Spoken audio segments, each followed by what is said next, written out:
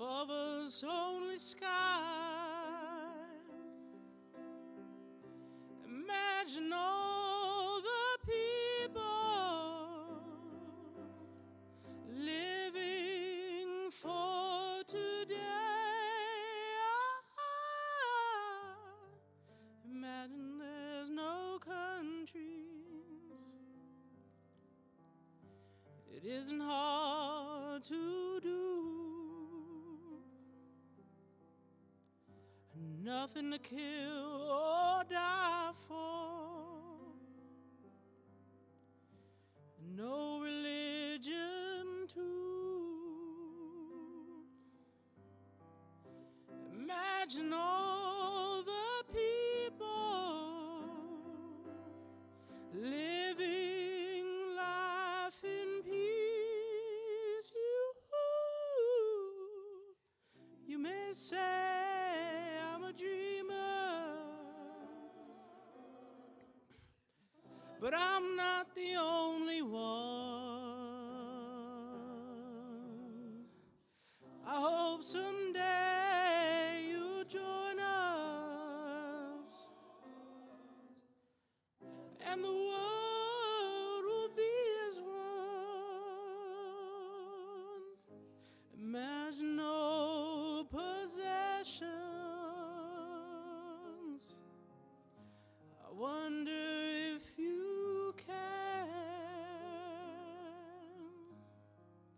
No need for greed or hunger. A brotherhood of man. Imagine all the people sharing.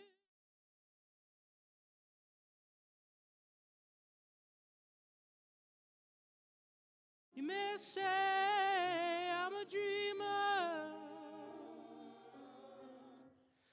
but I'm not the only one.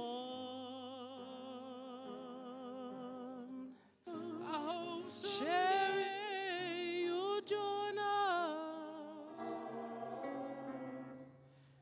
and the world will live as one.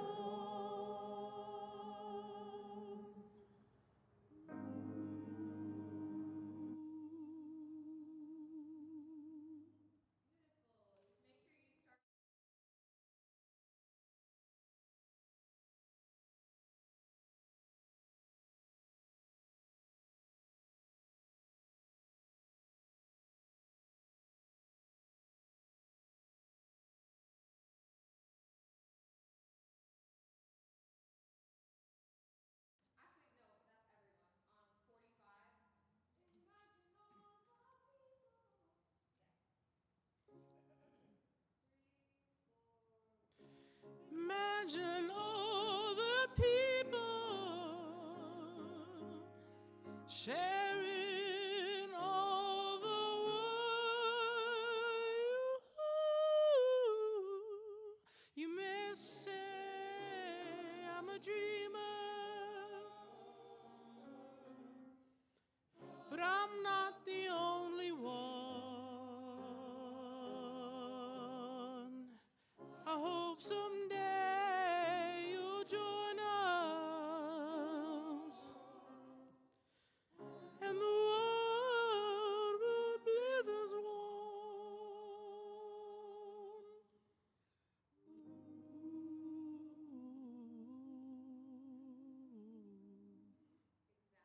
Exactly. Thank you so much. Now we need to move on to the James Taylor. We do need to go over those harmonies, so perhaps we should sit down now. Great.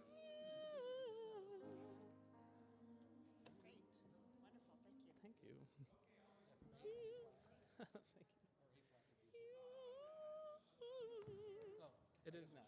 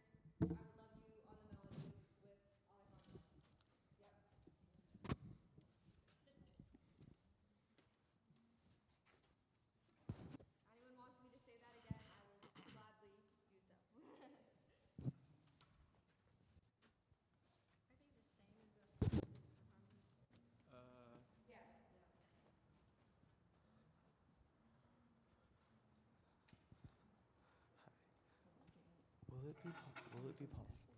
Pardon me? Will it be possible to put the amp on the steps behind you? Yeah. Okay. If it doesn't, if it doesn't feedback. Thank you. Up a little higher on the third step. Thank you. It's not on right Yes, now. exactly. Thank you. Yeah. So if you see on that last page, it goes back, it starts at first, and then that's just Alejandro again. And then we'll come in on the choruses again.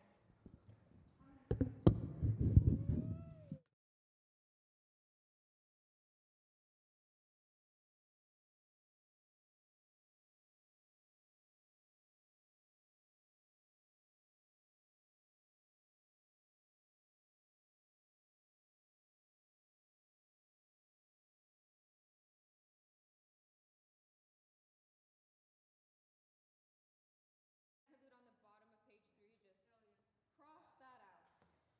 Not happening. I'll do a big oh into the Exactly. 42. So this is kind of a weird piece to conduct, but I don't want anyone to say uncomfortable. I want us all to be together. So I'll just come in and cue us on the choruses, try to keep us together.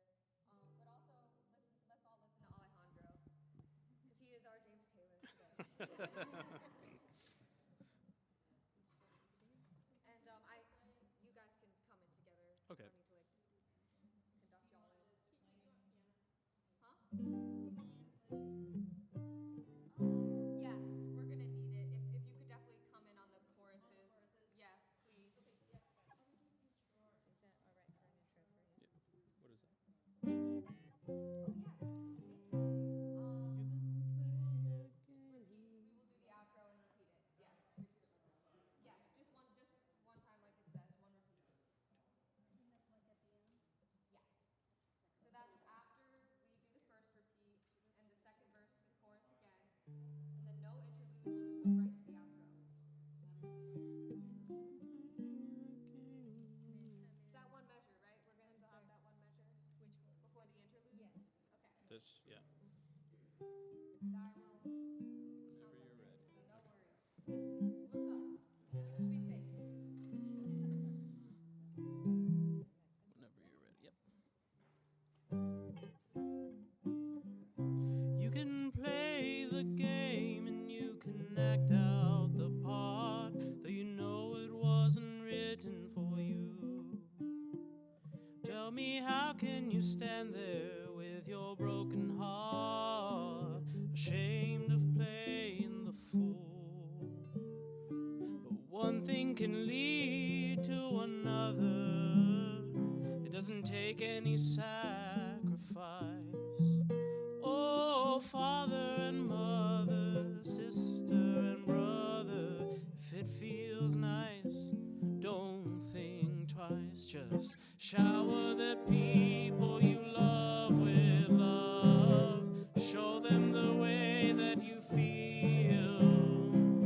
Things are gonna work out fine if they only will.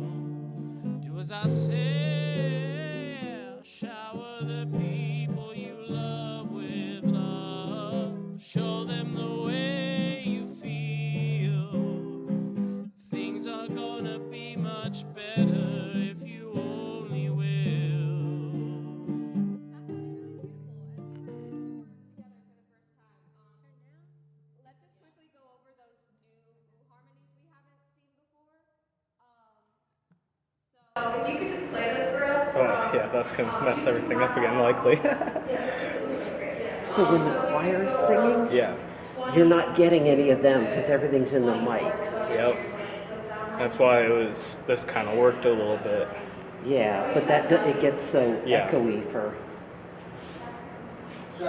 So, yeah, I guess another microphone for them, but I don't know the best plan for that. So you're going to need them to actually do that wherever they're going to be singing. Yeah. So But would our microphones even work for that? they do okay. Yeah. And I mean, we can boost the gain. The closer they are to the mics, the better. These kind kind of vocal mics aren't ideal for that. Yeah. You almost want a choir mic or a shotgun mic. I mean, you could with the 4 mics we have. We only have the 4 mics, right? And then the handhelds, but we're not sure if those are working completely because of the interference issues we've been having. Okay, so right now we can only rely on the 4 wireless handhelds. Yes. If you, and I think you want to talk to Katie about this, you could use the extra, Yeah. or you could pull the pulpit and the extra on the stands in front of the choir. Okay. I mean, if you've got a mic in front of the choir where they're singing, that's going to help. Yeah. It's not going to be ideal, but it will help. Right. Okay. Yeah, I think that's a good plan. But it does mean, particularly if you're going to use the pulpit, it means moving some mics around. So that's why I said you want to talk. I'm going to aim for the handheld, try to use that. Okay. Yeah.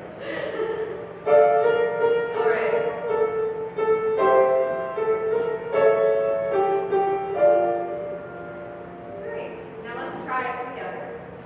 3, 4.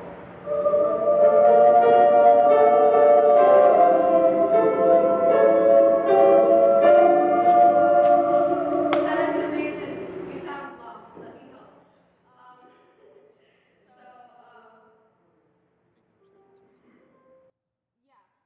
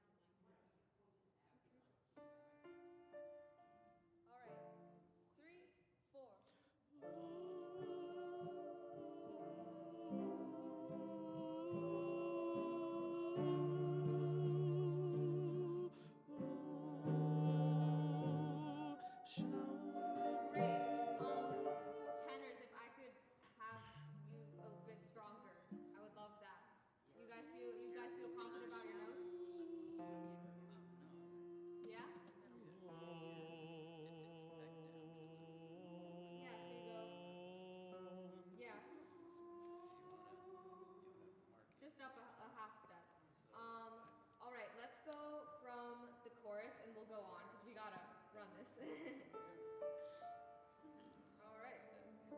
With Alejandro. 3, 4. Shower the people you love with love. Show them the way that you feel.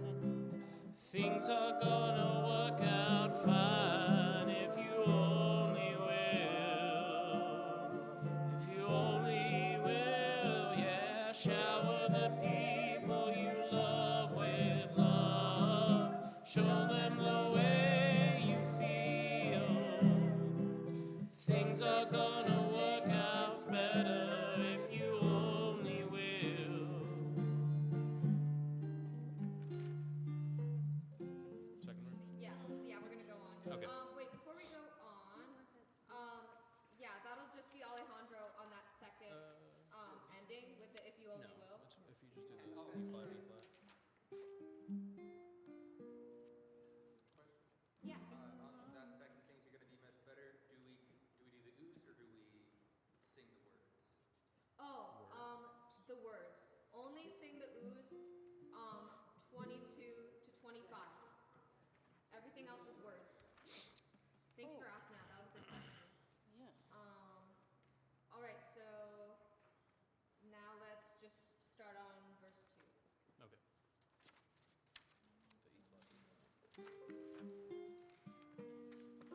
You can run, but you cannot hide.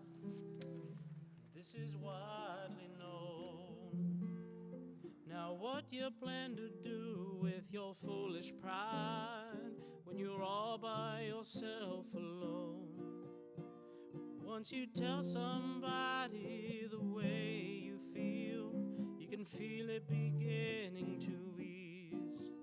I think it's true what they say about the squeaky wheel always getting the grease.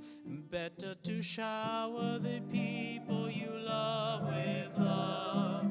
Show them the way that you feel.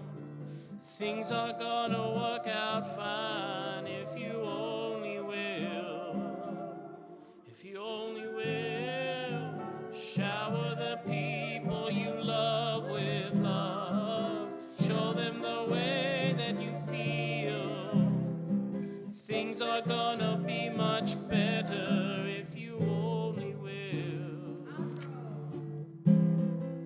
Oh, shower the people you love with love. Show them the way that you feel.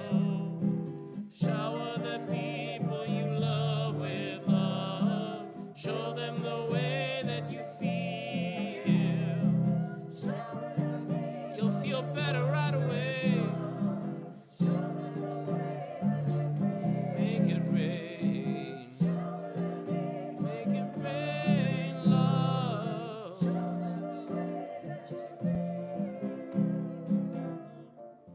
Yes. How many times you want to do that? Yeah, so actually, let's add an extra time to that. So we'll do it 3 times. And then 46 to the end, the third time, we will start fading. Kiki, on each of these lines, the soprano and altos go up a half step, and we're not doing that. Shower the people we love with It's okay, love. I can't hear you. Oh, yeah, I know. Do you want us to do it, or you don't want us to do I it? want you to do it. Okay, everybody, hear that? If everyone keep that in mind that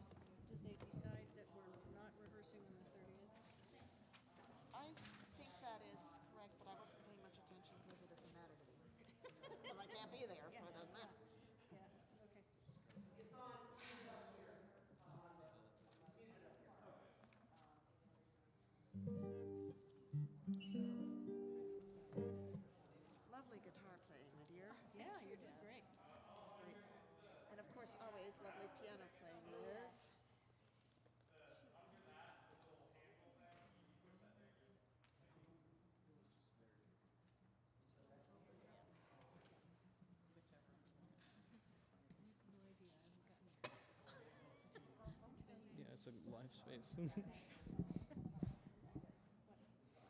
right, shower the people.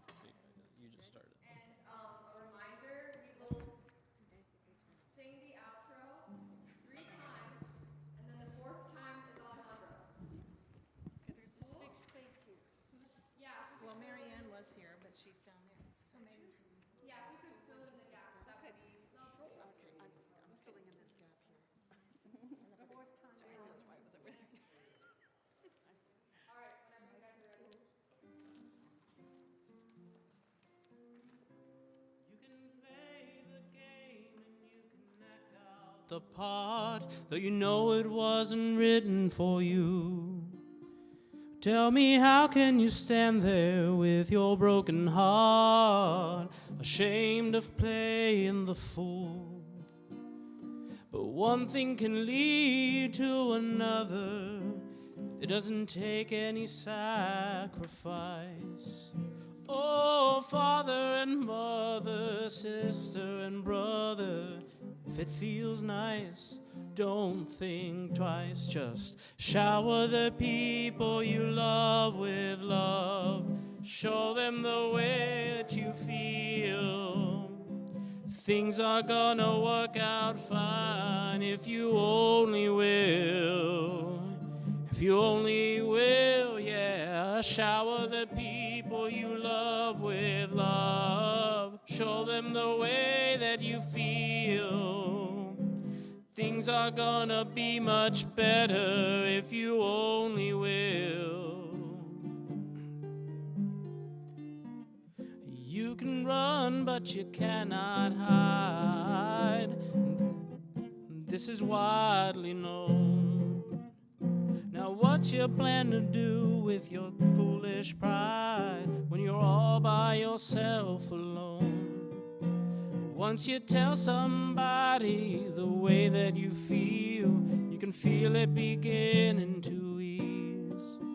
I think it's true what they say about the squeaky wheel always getting the grease. Better to shower the people you love with love. Show them the way that you feel. Things are gonna work out fine if you only will. If you only will, yeah. Shower the people you love with love. Show them the way that you feel. Things are gonna be much better if you only will. People you love with love. Show them the way that you feel. Shower the people you love with love. Show them the way that you feel. Yeah, you better shower. Love, love, love. The people you love with love. Show them the way that you feel. People you love with love. Make it rain. You got to shower the people with love, with love. Show them the way that you feel.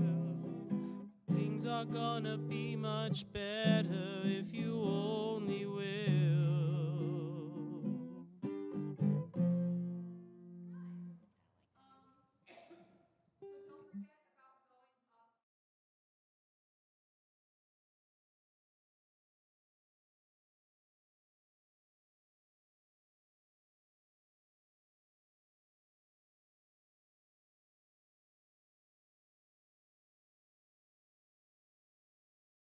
I was just gonna do if you only will. Oh, so everybody, so I can help. That's perfect. Yeah, I appreciate that. Oh, I thought there was an extra measure, so I didn't cue you guys as well, but I will not do that in the performance. So thank you for bearing with me. Yeah, yeah, I'll hold out my fingers for sure. Yeah, that's a good idea. Thank you. I got you, 100%. Let's run Oh Love one more time.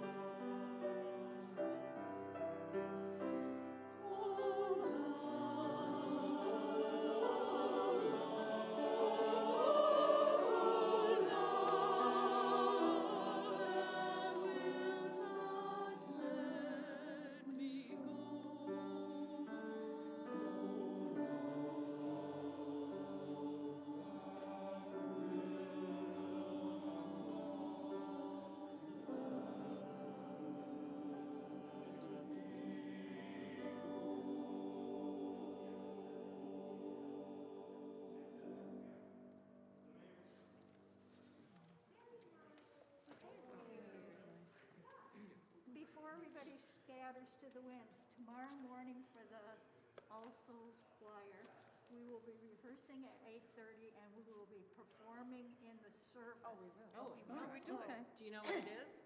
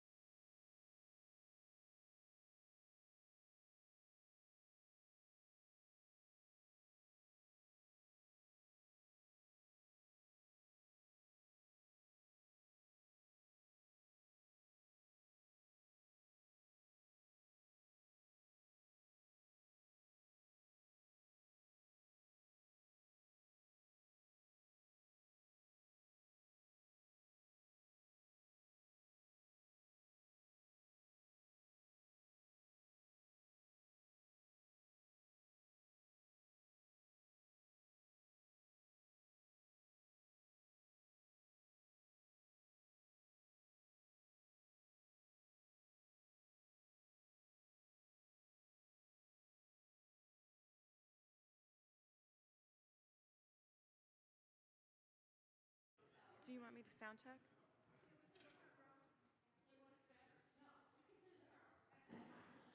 Love is the love is the spirit of this church, and service is its law. To dwell together in peace, to seek the truth in love, and to help one another. This is our covenant. I'd like to welcome you to this space of remembrance, this place to hold your grief, your tears, and your joy as you remember a life well lived and a person well loved. If this is your first time in a Unitarian Universalist congregation, we want you to know that we are a part of the congregational Protestant lineage of Christian churches. But more than a century ago, we decided that we would rather build our religious community on the promises we make about how we respect and treat each other, rather than on a single uniformity of belief. As a non-creedal community, we honor religious wisdom and truth wherever we find it, in the great religious traditions of the world, as well as in our own hearts. Want me to keep going? We're good? Okay. I feel like I'm hearing something on the high end. Is it, maybe it's me? It feels a little tinny. You want me to keep going? Yep. When we grieve, we use our memorial services as occasions to celebrate the life of our loved one, rather than as an occasion for a proclamation of faith. After all, a life well lived is a great testament of faith. That sounds really good. How does it sound on YouTube? Okay, wonderful. Thank you all so much.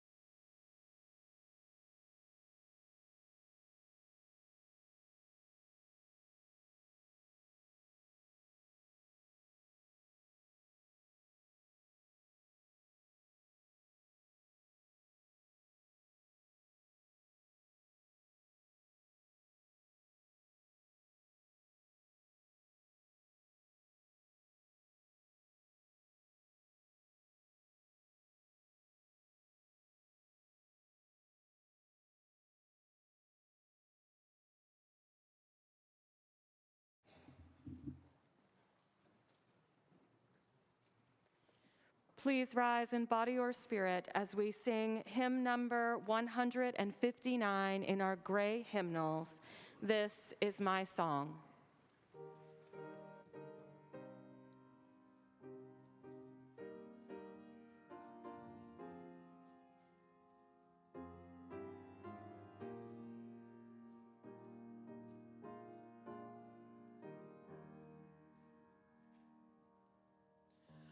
This is my song, O God of all the nations,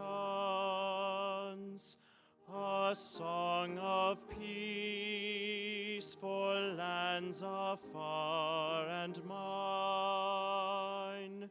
This is my home, the country where my heart is.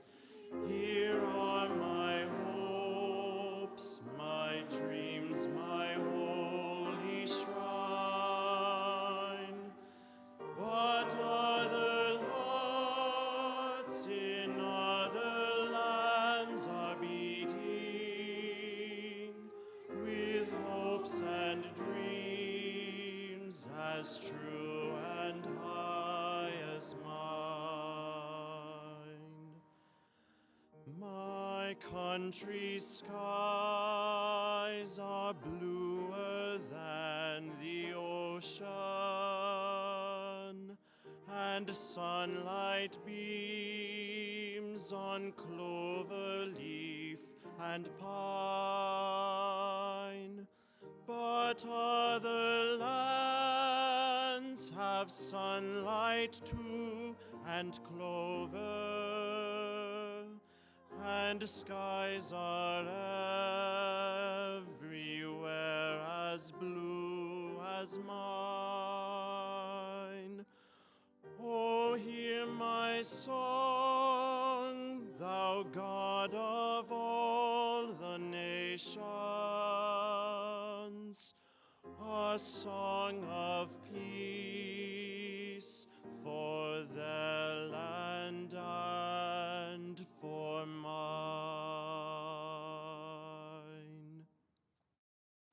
You may be seated.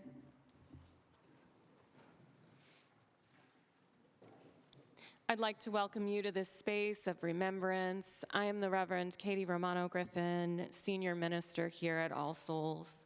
And I want you to know that this is a place to hold your grief, your tears, and your joy as you remember a life well lived and a person well loved. If this is your first time in a Unitarian Universalist congregation, we want you to know that we are a part of the Congregational Protestant lineage of Christian churches, but more than a century ago, we decided that we would rather build our religious community on the promises we make about how we respect and treat each other, rather than on a single uniformity of belief. As a non-creedal community, we honor religious wisdom and truth wherever we find it, in the great religious traditions of the world, as well as in our own hearts.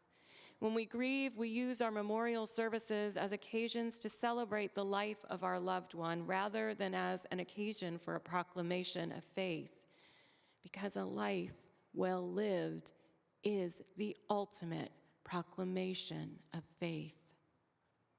We honor the fact that each of us here has brought our own spiritual understandings of the mysteries of life and death, and we will find consolation in those understandings as we work our way through this loss. We know very well that death is an inevitable part of our lives. We know as we learn to love one another that eventually our love will include loss and grief, because no matter how lucky we are in our lives, no matter how long we live, saying goodbye, it comes to each of us. All of our knowing, it just doesn't make it any easier. These final farewells, they come at a loss for which we are somehow always unprepared. Being human, we rage against the dying of the light, as Dylan Thomas writes. Do not be perplexed. If you're feeling rage or other emotions right now, be present to them and accept them. our feelings are doors into life's deeper understandings. So let us gather this day, summoned by respect and affection, to demonstrate our love for both the living and the dead. We gather to comfort one another, for we have suffered a great loss. We gather to celebrate together, for we have been blessed by a life well lived. So with love and gratitude we gather. May peace pervade this space today and the hearts of all who gather herein. Let us invoke the spirit of life and love in which we live, move, and have our being to be with us in this hour as we give thanks for the life of Bruce. I invite you now to please rise in body or spirit as Gregory lights the chalice, and I share these words by Albert Schweitzer, which will be followed by our covenant, and our covenant is on the wall behind us. At times, our own light goes out, and it is rekindled by a spark from another person, and each of us has cause to think with deep gratitude for those who have lighted the flame within us. Today, we light this chalice to honor the Reverend Bruce Clear and that light that he has kindled in each of us.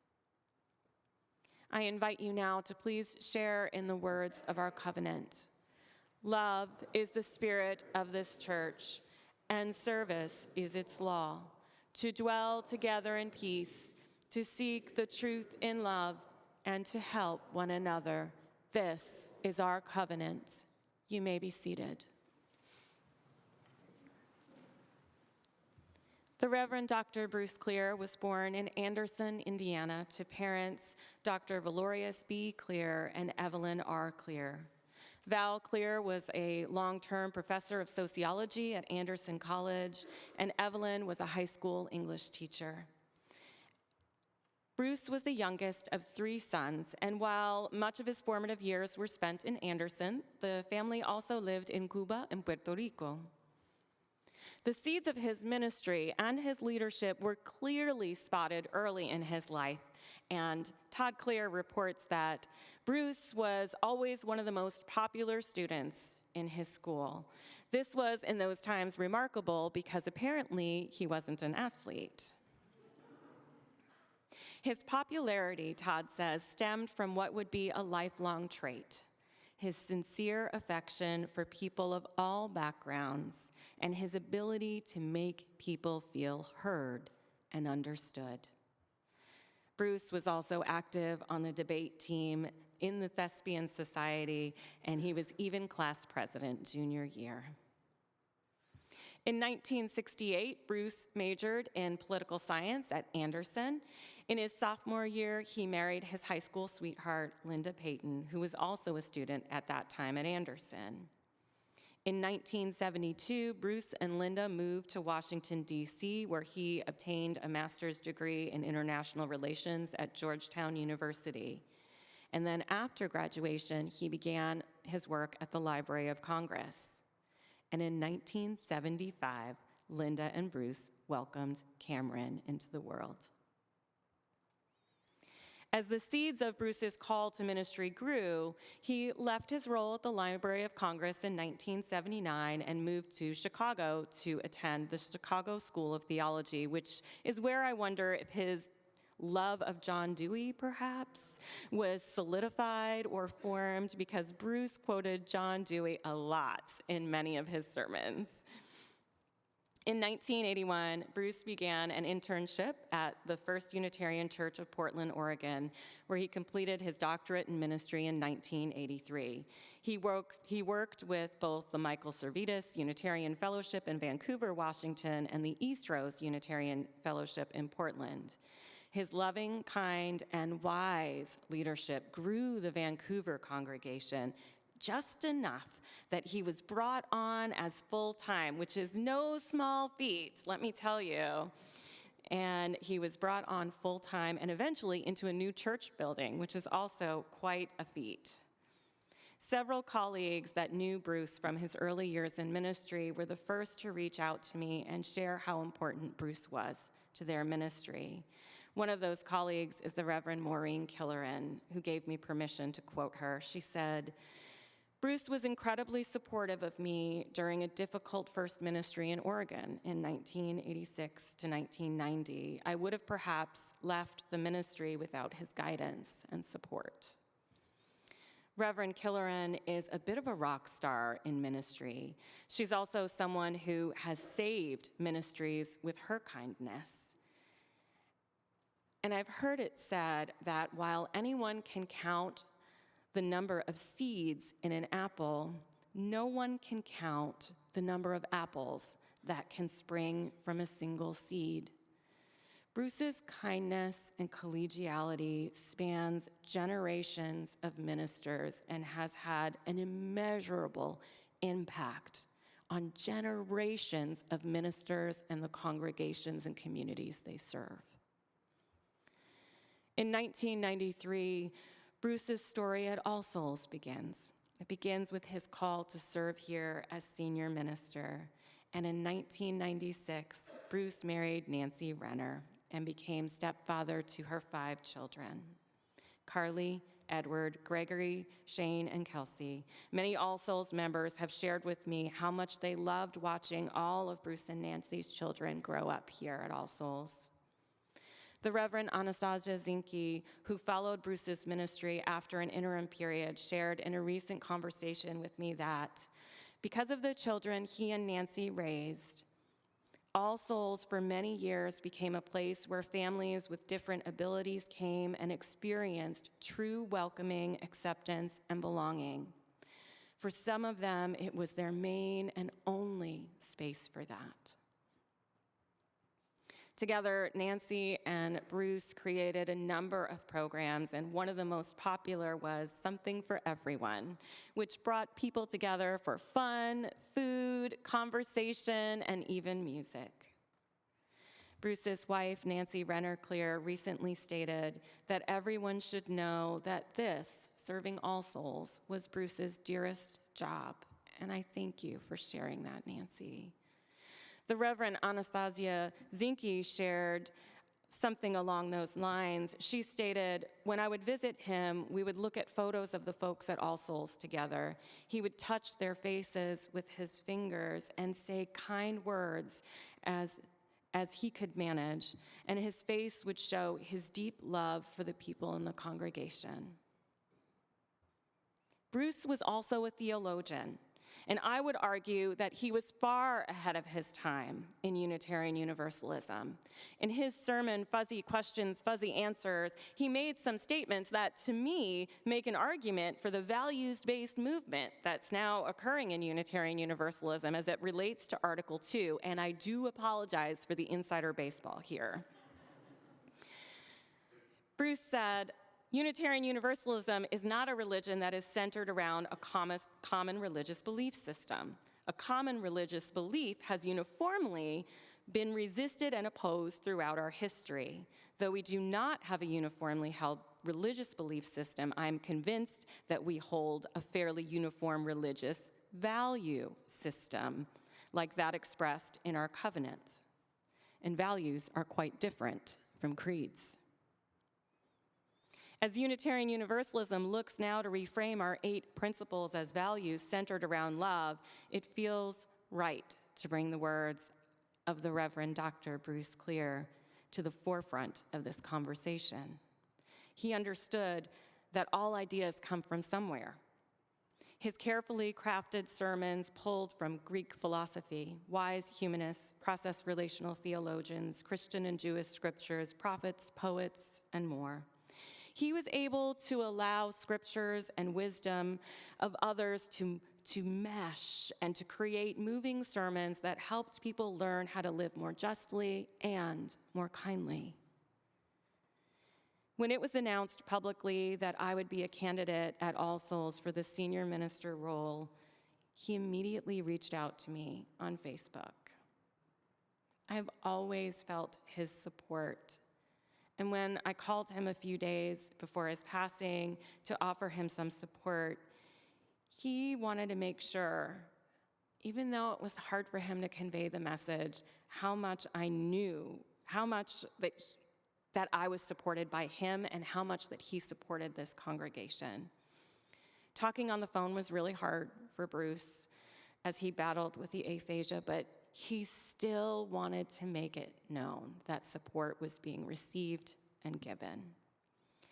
And Bruce continued to remember people's birthdays and anniversaries in the congregation. Many people have shared with me about the beautiful cards he has written over the years and how much his kindness has meant and has shaped them. The Reverend Dr. Bruce Clear, passed away in his sleep at his Well Life residence in Kalispell, Montana at the age of 72. May we remember him always for his kindness, his willingness to always try to do the best right thing, his intelligence and steadfast commitment to the people he loved. Today, let us celebrate his life, the way he lived, and most of all, the way he taught us to love.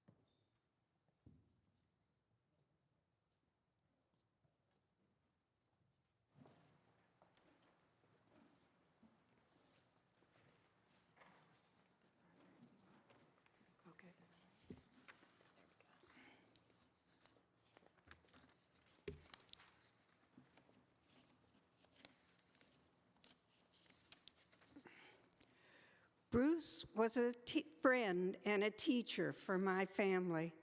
We would have dinners with him and Nancy at home or at a restaurant. We traveled through Transylvania together, the home of our partner church. Our daughters both had the chance to go to General Assembly with the Clears as delegates from All Souls. Jean went to GA in Salt Lake City and Laurel in Boston. Laurel was intimidated by the meeting, and we called Bruce and Nancy, and they met with her several times a day and took her into their hotel room. Bruce gave her the confidence she needed to stay and helped her participate and gain a lot from the experience.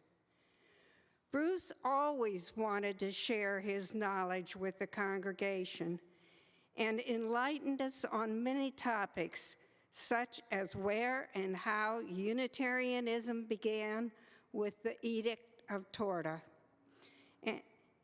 and was equally able to talk about Beatrix Potter's Unitarianism as well as he was to describe the views of the 20th century philosopher Alfred North Whitehead.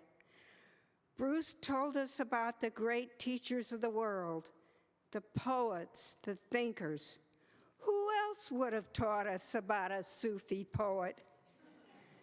We learned the common thread running through all creation stories, beliefs, hopes, and dreams that we all shared in our history, in mankind, and believed in all human potential. Following the stroke which paralyzed him and took away his speech, he remained the most upbeat person I have ever known. Whenever we visited him at the nursing home, he always was the most cheerful person in the room, often showing us recent pictures of the family.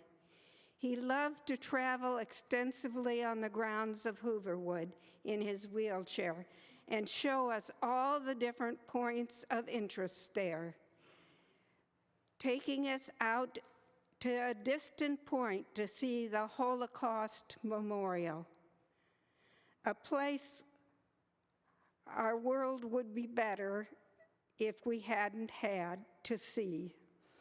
The world was a better place if we could model our behavior to match his enthusiasm and will.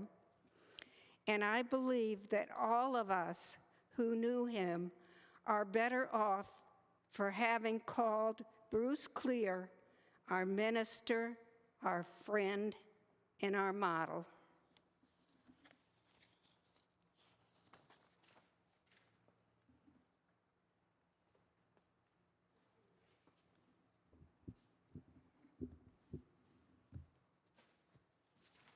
Roger White has prepared some words that he asked me to read. After joining All Souls in 2002, I developed a respect for Bruce and Nancy and their service to the church community. Our relations were always on a semi-formal footing as pastor to congregant. Bruce's sermons were always well-researched. His time as a researcher at the Library of Congress clearly came through. One of his sermons was on the history of Unitarian Universalism. After that series, I remember how proud Bruce seemed at All Souls that when he conducted a congregational meeting electing new board members, it seemed to me that Bruce relished the election after describing in his sermons the centuries of pain and struggle that were required in order to reach this event at All Souls. After Bruce's stroke in 2011, I reached out to Bruce and Nancy asking that I be considered a friend because I wanted to help. Bruce and Nancy moved to Southport, and we would meet every month or two and have a meal together with son Gregory, often at Jonathan Bird's cafeteria. Bruce loved to go through the service line, pointing to foods for Nancy to collect for him. He liked beef and not so much for veggies. Bruce had courage. He was so proud to demonstrate how he had learned to self-transfer from a car to a wheelchair in a process that clearly had risks. When he and Nancy moved back to the north side of Indianapolis, we'd usually meet once a week. We'd go to a restaurant in the area and then for a ride or another activity. Often Bruce would direct me where to drive. Bruce was always inquisitive. Often we would go down residential streets, not because there was something in particular on the street, but just to see what was there. We also took rides to Bruce's hometown of Anderson and Nancy's hometown of Lebanon. Bruce always directed us past the vacant lot where a house once stood. It was in that house where he and his brothers, Todd and Scott, grew up. Numerous times we drove past the church that the family attended and past homes where his friends once lived. One time while in Anderson, Bruce directed that I park the car and get the wheelchair out. Bruce directed me to the second floor of the sociology department of Anderson University, and there we saw a professor portrait of his father. In Anderson, Bruce would often direct us to a restaurant where he and his family had gone when he was growing up, Frisch's Big Boy Restaurant. The food was good. Give it a try. Bruce loved Mexican food. This probably had something to do with Bruce's family and their travels. And while the stroke often prevented Bruce from putting sentences together, he could spot the words sour cream on a Mexican restaurant with lightning speed. Bruce hated sour cream. Numerous times while I was driving, Bruce's directions brought us back to All Souls. Bruce loved this place. It is very fitting that Bruce have a memorial service at All Souls.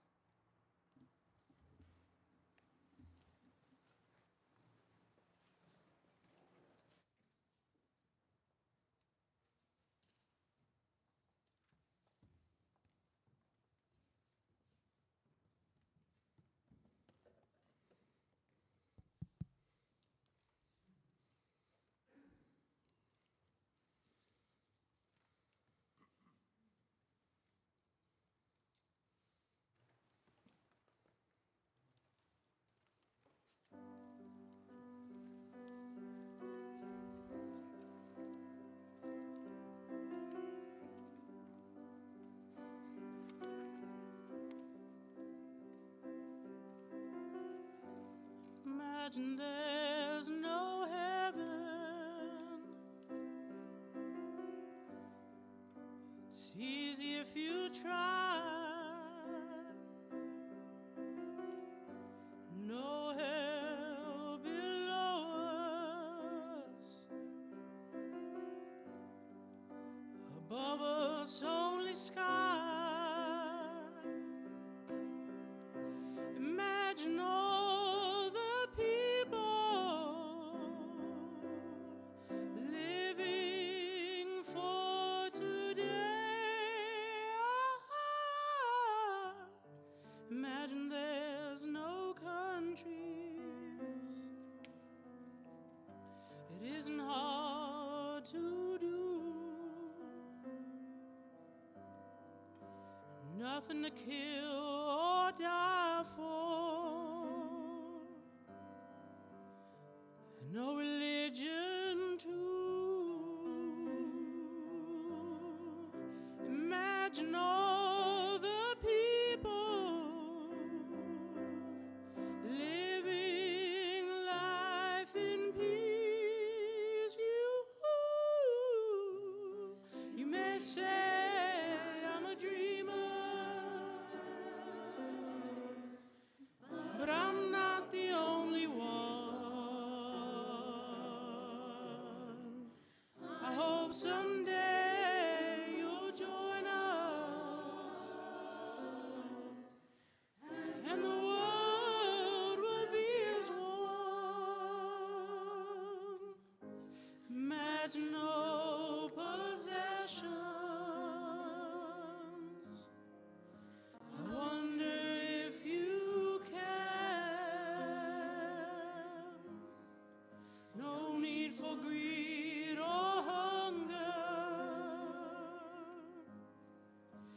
brotherhood of man.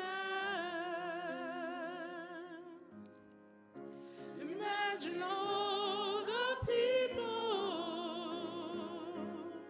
sharing all the world. You may say I'm a dreamer, but I'm not the only one. I hope someday you'll join us, and the world will live as one.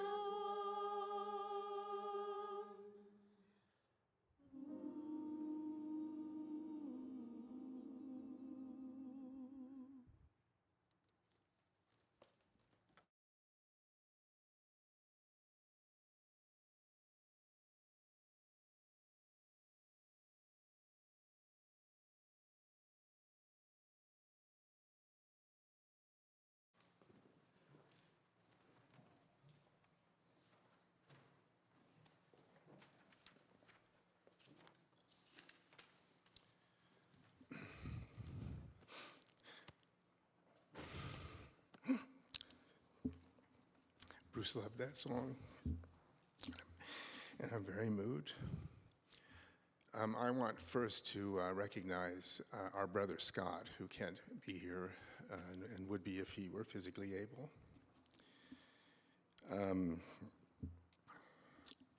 So we had a funeral for Bruce in Whitefish a few weeks ago, and I got a lot of my emotional work done at that event. And so when Reverend Katie asked me to write some comments for this, I wrote about three. I realized that nobody here really knew Bruce growing up other than me. And I wanted to talk about him growing up. And I have to tell you that I read what I wrote and it felt so cold. So I'm not gonna read it, I'm gonna talk about it. Because being back here in Indiana and being here in this church and has brought me to close touch with that man I grew up with, that boy that was my brother. Three things that were dominant themes in his early life that continued until his late adulthood, and really were prominent also after the stroke when I was involved in his life much more. One was his disgust for sports. He hated sports. And people don't know this, but when he was born, he was partially paralyzed and was unable to move part of his body for weeks. It might have even been months. I don't recall exactly. So I think that his aversion to sports partly had to do with this fact that his body never seemed to do what he wanted it to. That's supposed to be funny. People. And so because God has this enormous sense of humor, God gave him 2 brothers, 3 sons, and a grandson who loved sports. And when he first had his stroke, I used to come out here on Sundays that happened to also be Sundays the Colts were in town, and we would spend all of our time talking about the Colts because he had no words. A second theme that has come out again in the things you've heard was about eating. We grew up in a house where cuisine was not a high priority. Dinner in our house was a TV dinner and an oven turned to 325 until you tore that little aluminum piece off to the side to expose the peach cobbler kind of thing. After we left the house in our 1921, after college, I ended up being exposed to women, and I currently live with 2 women who are vegetarians, but I ended up being exposed to people who thought eating was something you're supposed to do for your physical health. And so I loved visiting Bruce because I never got Hamburger Helper except when I was visiting him. And in these last few years, when he lived out in Montana with us, or when I was coming out here to visit him when he was in the nursing home, we would go out for lunches, and it was one of those great opportunities for me to enjoy eating exactly what I wanted to eat, because that's exactly what Bruce did. I can also say that there was a favorite Mexican place, Cameron can tell you about it, in Kalispell that we used to go to, Casa Mexico, and we would order the food, but the sour cream was never delivered with that food. And if it came on the plate, we would send it back. And the third thing, which is the thing that I think has been most profound for me since his death, has been his deep commitment to social justice. In Anderson, Indiana, in the early 1960s, it was no great treat to be a liberal. And so Bruce was vociferously opposed to the Vietnam War, vociferously in favor of civil rights, vociferously a pacifist. And he would say these things in high school. And when you're a brother of a person who's saying these things in high school, it's tough sometimes. Now, I want to say that I agreed with him, but not out loud. But Bruce couldn't not say out loud what he believed. So we had all these years, in the 20s, he went his way and we went ours, and Scott went off and did his thing, and I went off and did mine. And we had limited contact with each other for many years. And then when he came back to Indianapolis, our contact increased a bit. Dina Rose came into my life, and Nancy came into Bruce's, and we sort of reformed a family in a way, and started having more contact. But really only a couple of times a year. And then the stroke happened, and I became deeply involved in his life. And in the last few years, he lived in Kalispell, a few miles from where we live in Montana, in Whitefish.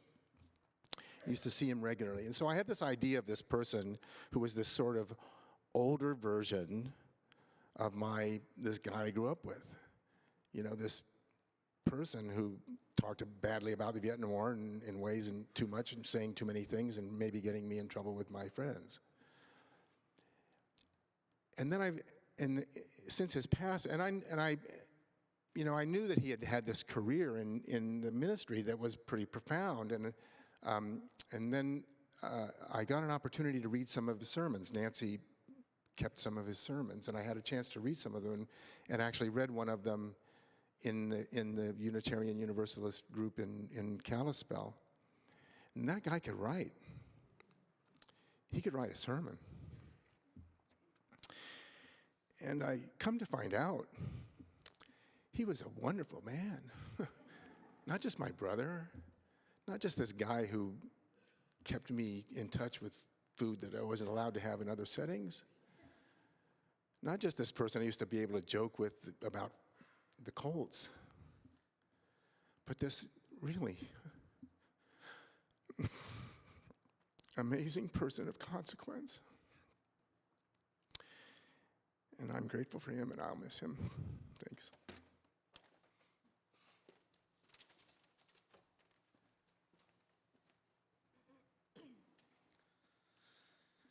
Hi, everyone. I'm Edward, I'm Bruce's stepson. I struggled a bit deciding what to say today. It's obviously impossible to summarize Bruce and say what he meant to me in a few minutes. We were family for over a quarter century. We went through a lot together. So I'll just share something small, which I think captures some essential part of Bruce. So Bruce and my mom married in 96 after I started 6th grade. I'm a bit boring now, but back then I had a rebellious streak. I was dyeing my hair green and listening to Nirvana and getting suspended from school. But despite this, Bruce always met me where I was. He was like that with everybody, no matter who you were. He always valued your unique perspective and found a way to make connections no matter where you were coming from. So despite my personal narrow definition of cool, I felt a really deep bond with Bruce right away. And I really wish I told him more often about this. I wish I told him how much I admired him. One of the things that Bruce and I bonded over was music. And early on in our relationship, he gave me a bunch of his old handwritten notebooks with transcriptions of lyrics and chords for songs by the Beatles and Dylan. And yeah, I really treasured these notebooks. They were like my Bible. I spent hours and hours going through them. And I remember just like being in awe of Bruce that he made these. So I feel like this is an example of Bruce's quiet influence. No one knew that Bruce did this. He didn't get any credit for it. But it had a really big impact on me. And it also gave me a connection to my parents at this time, which was really, really needed. And around this period, I actually admired Bruce so much that I even tried to mimic his handwriting. So I think there's still a bit of Bruce in my writing to this day. I don't think I told anyone that before. But so over the years, I've seen how Bruce has had a lifetime of these humble and quiet influences on me and so many others. And he really had a truly unique combination of humility and genius and humor and empathy. And I'll miss him a lot.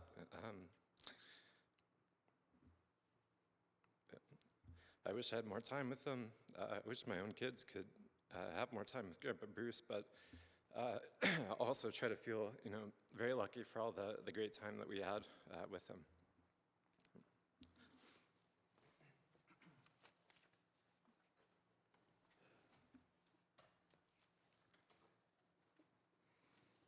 Hello, I'm Tracy, Bruce's stepdaughter-in-law.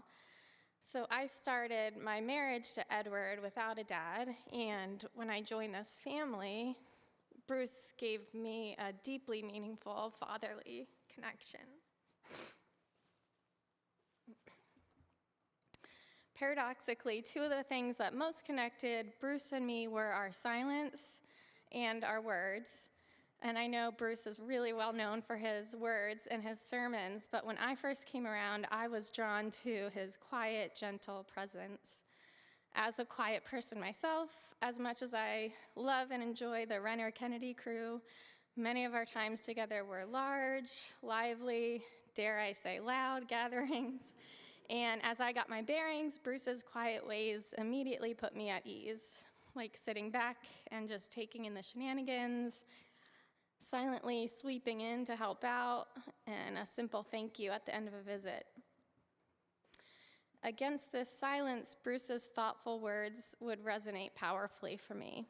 I always felt like every single word mattered.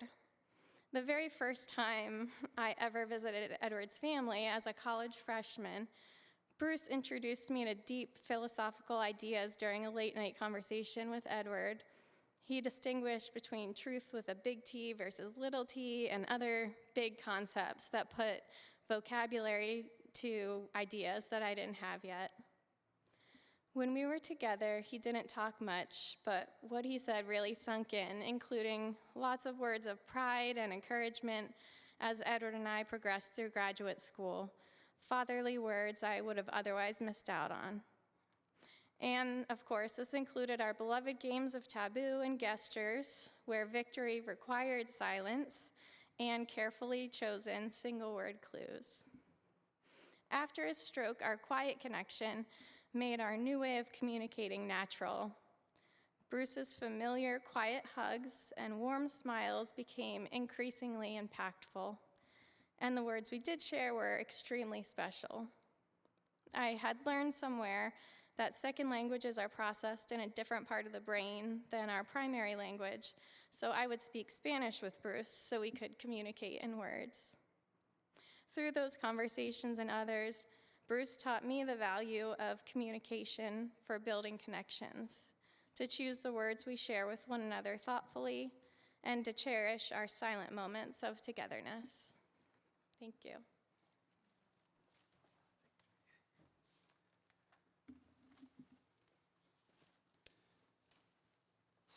Hey everybody, I'm Cam, Bruce's son, and those of you that saw his sermons, he always brought a watch and put it right here on the stand to keep dibs, so I figured this is the last time that will happen and buckle in. No, I'm just kidding. Well, not really. I could talk for a very long time, and I promise you I won't. But once someone asked me what's more valuable, water or gold, and I quickly said water. You need water to grow plants. You need water to sustain life. We're built of water. Water is extremely valuable, and I was wrong. I'm often wrong. The person corrected me and said the answer is gold, because there's only so much gold in the world. Well, time is certainly much more valuable than gold. We're only given so much time, and we have to live our life as best as we can. And my dad managed to do that well. Even after the stroke, when he could no longer walk and speak the way he wanted to speak, he still went out every day and enjoyed life, almost to the point where he got in trouble a lot. At Hooverwood, he got in a lot of trouble in his little scooter, going places where he shouldn't. And in Montana, he got stuck a couple times, we found out, where they had to tow him back in. But he loved being out there. He loved meeting people, even though he couldn't really express what he wanted to say. He just loved to look at people in the eye and just see how they're doing. And his last day on earth, we went up to Eureka, Montana, and he watched his grandson, my son, play football. And he just made the best he could of every day of his life, even when times were really struggling. But I will say that the best vacation I've ever had in my life was in 1992. And I would never have expected it then, but my dad and I, we went to Mexico and drove all over Mexico. And my dad and I are both guilty of always accepting a challenge or seeing where something's going to lead us. And once it led us to a hotel that we found out was a brothel. That was fun. Well, my dad didn't care. I was a germaphobe and mortified. But I got to see my dad in a way I'd never seen him before. He was speaking Spanish and engaging with people. And I learned so many qualities and so many traits that he was exceptional at, and just bettering people's lives. And there's really a few things that I've taken from my dad, and that I want to teach my son as he gets older and keep my dad's legacy alive. But first of all, it's the pursuit of your life, investing in yourself, following your own journey. My dad was committed to helping people. He's committed to helping them do whatever they want. Whether they fail or succeed, who cares, so long as they gave it a go. That's what he wanted. And he knew that himself. He wanted to help people, and he decided he wanted to go into politics. He figured that'd be the way to do it. He learned out pretty quickly, he found out that wasn't the case. And that was where he found his calling to ministry. He saw an opportunity to help people that are hurt, to help people that need that advocacy. And that's what he's committed to do. So with me, he was always there. I chose a lot of stupid paths along my way, but he was my biggest cheerleader. Whether it's flying, he was there at my first solo. Skiing, he was there at every ski race that wasn't on a Sunday. But there's two instances that I'll never forget. One was when I called my dad and told him I was dropping out of school for a year or more and moving to Vail, Colorado. Most parents probably don't want that call. My dad said, great, let me help out. And so he covered all my hotels, helped me get there. And what he saw was that I was missing something in my life. Ski racing and skiing was who I am. And I quit all that in college, and he knew that I needed that back. And so he supported that. And to this day, I'm a better person for it. I've coached a high school ski team for 15 years. We're the Oregon State champions right now. I was on the U.S. ski team, but Dad loved that I found myself again. And in fact, he sent me a CD. And my dad was not sentimental, or at least with me. But he sent me the CD of Whitney Houston. I didn't even think he really listened to a whole lot of Whitney Houston. But he wrote me this letter that I'll never forget. And he highlighted the song, Greatest Love of All. And his letter was basically saying this is a song that he identified with. It was who he was, and that's what he wants me to become. And the idea behind it is that you invest in yourself. You follow your own journey. And when you have the younger people wanting to do the same, you don't let society cut in and kill their dreams or kill their spirit. You support their spirit. That we're purest when we're young, because that's when we're following our mission, or following our love. And I'll never forget that. The other piece was when I asked him about God. Now, here's a PhD in theology doing this, and I was like, I wanted to know what he felt about God. Did God exist? Was there an afterlife? And he was quick and said, I'm not going to answer that for you. And he didn't want to direct me. He didn't want to lead me. He didn't want me to build this idea of God and afterlife and everything based on his impression, but this is my mission to figure out myself. And I'll never forget that. Dad was a fierce advocate for many, and there's two instances that stick out. One was when he went to Nicaragua. They were having a civil war in the 80s that many of you probably remember. The Contras were coming into Sandinista villages and slaughtering the village, killing all the men and children, and worse, multiple things after that. A bunch of clergy got together. They were called Witness for Peace. And the idea was if American clergy were staying in these Sandinista villages, the Contras would not attack. And so I remember in elementary school kissing my dad, and there's a real expectation he'd never come back. And he went down there and lived in a pig pen in multiple villages, and he did come back. But that he is willing to put his life on the line to help serve other people. We also had someone in the congregation had AIDS in the late 80s, mid 80s, early 90s. And back then, there was a lot of misinformation. And this man was he was a hairdresser. He was a barber, and nobody wanted to go to him. Everybody was scared. And my dad went there every 2 weeks trying to show people that it was okay.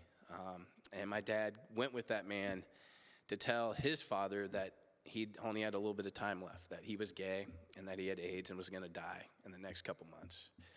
My dad, without hesitation, was going to be there for him, just like he was for me and so many of us, because he had that connection with people. And that's the third thing that I hope one day I have it. Everybody loved him. It's because he was genuinely wanting to connect with you. Except for some folks didn't like his politics. But even them, he wanted to connect with. Because he knew, and what he taught me is that happiness is a connection. You might not have anything, but if you're connected to somebody, to God, to a place, if you have some connection, you will be happy. You can have all the money in the world in a bag and the most beautiful beach in the world, but if you have no connection, you're going to be miserable. And so Dad was charged with trying to connect with people, to figure out who they are and how he could help them. And that's something I want to continue. You know, the hardest part of death is no more connection, that we're discontinuing the relationship. And that's something I've been struggling with for weeks. There's so many things, like Edward was saying, there's so many things I want to tell my dad that I never did. But I come to the realization that, he didn't care. He didn't care about recognition. He didn't care about achievement. He didn't care what anyone thought of him. What he cared about was community. What he cared about is that people are trying to help each other. You know, this covenant, I've seen this thing, I don't even know how many times, and I've read the thing so many times. But today it hits me, As Reverend Katie was reading, it hit me. This is my dad. And it's things like this, it's ways like this that I will forever connect with him. And, I know he loved all of you. Coming back here has been particularly difficult, but I see that connection here and all of you in this place with this covenant, with all the love, and I thank you.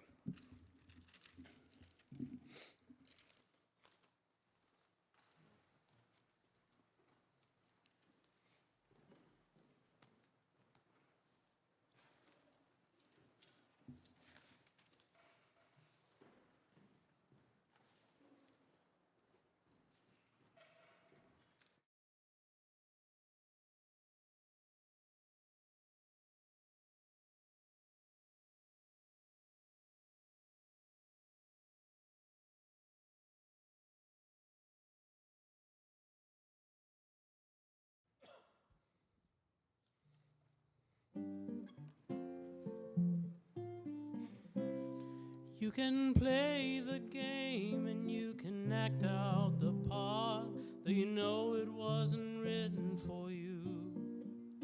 But tell me, how can you stand there with your broken heart, ashamed of playing the fool?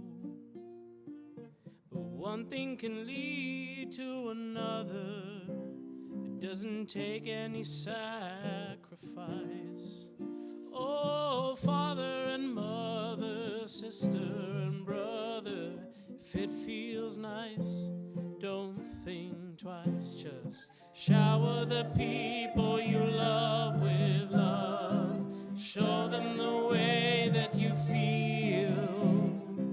Things are gonna work out fine if you only will. If you only will. Shower the people you love with love. Show them the way that you feel. Things are gonna be much better if you only will. You can run, but you cannot hide. This is widely known. Now what you plan to do with your foolish pride when you're really all by yourself alone? Once you tell somebody the way that you feel, you can feel it beginning to ease. I think it's true what they say about the squeaky wheel always getting the grease. Better to shower the people you love with love. Show them the way that you feel. Things are gonna work out fine if you only will. If you only will. Shower the people you love with love. Show them the way that you feel. Things are gonna be much better if you only will. Oh, shower the people you love with love. Show them the way that you feel. Shower the people you love with love. Show them the way that you feel. You feel better right away. Gotta shower with love. People you love with love. Show them the way that you feel. Gonna make it rain. Love, love, love. Shower the people you love with love. Show them the way that you feel. Things are gonna be much better if you only will.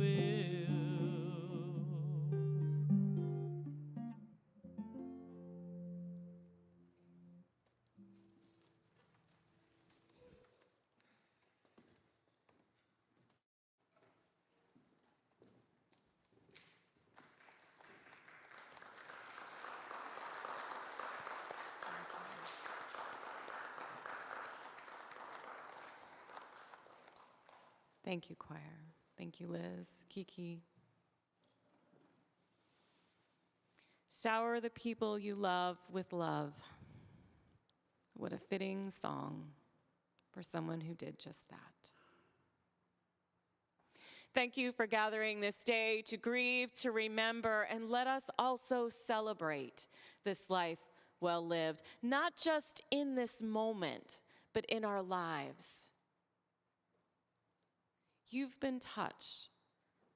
You've been moved. You've been planted. You are all seeds that have been loved into being in some way by the Reverend Dr. Bruce Clear.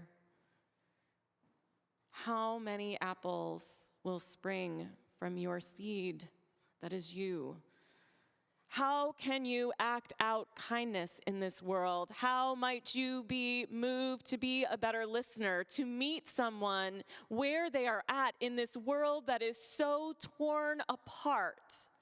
How might we embody the way that Reverend Bruce was able to meet people wherever they were, all kinds of people from all different movements in life? How can you embody that to create a more loving, kind, just, and whole world. How might that make you more whole? This is a charge that I give to you on behalf of a colleague whose words live in your hearts and in your memories. Go forth and be your best selves. Maybe not all the time. Nobody can do that. But as much as you can, and it'll be enough to make a difference. May it be so. Amen, and blessed be. I invite you to remain seated during the postlude as the family exits, and then you may join the family for a reception after the postlude. Thank you, thank you, thank you for coming to celebrate and to remember.